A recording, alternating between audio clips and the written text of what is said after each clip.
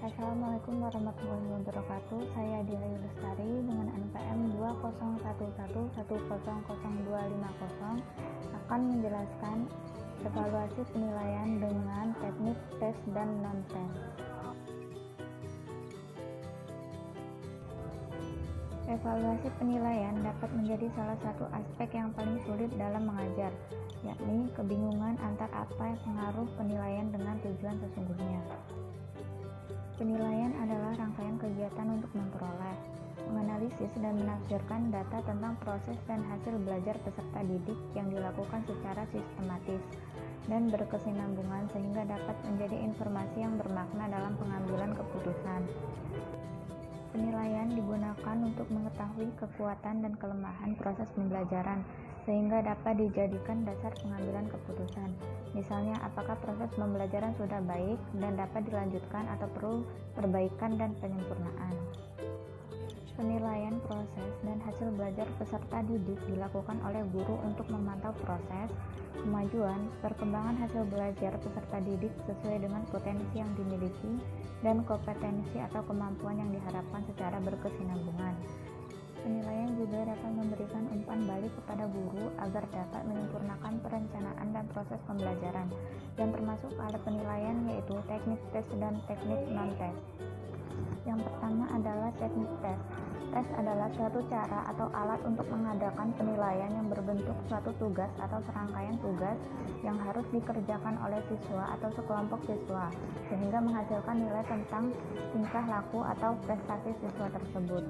Untuk menunjukkan tingkat pencapaian tujuan instruksional pembelajaran atau tingkat penguasaan terhadap seperangkat materi yang telah diberikan dalam proses pembelajaran. Fungsi teknik tes adalah yang pertama untuk mengukur tingkat penguasaan terhadap seperangkat materi atau tingkat pencapaian terhadap seperangkat tujuan tertentu. Yang kedua, untuk menentukan kedudukan atau perangkat siswa dalam kelompok tentang penguasaan materi atau pencapaian tujuan pembelajaran tertentu.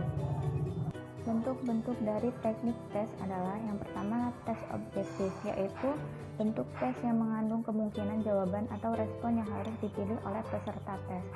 Yang kedua, tes subjektif, yaitu berbentuk uraian atau esai. Tes bentuk uraian mengandung pertanyaan atau tugas yang jawaban atau pengerjaan soalnya harus dilakukan dengan cara mengekspresikan pikiran peserta tes. Yang kedua, penilaian dengan teknik non-tes.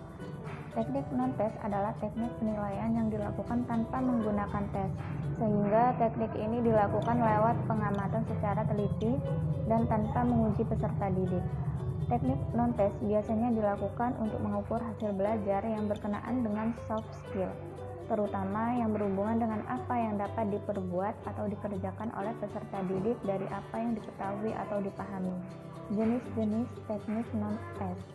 Yang pertama, pengamatan adalah cara pengimpun bahan-bahan keterangan atau data yang dilakukan dengan mengadakan pengamatan dan pencatatan secara sistematis terhadap fenomena-fenomena yang sedang dijadikan sasaran pengamatan.